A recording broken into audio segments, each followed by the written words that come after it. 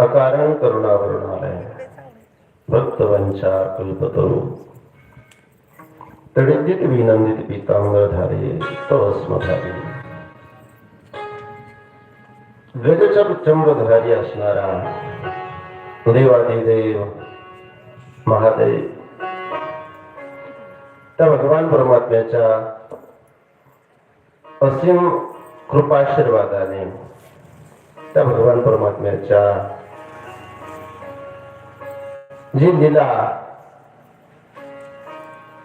ज्या पुराणामध्ये स्वतः भगवान महादेव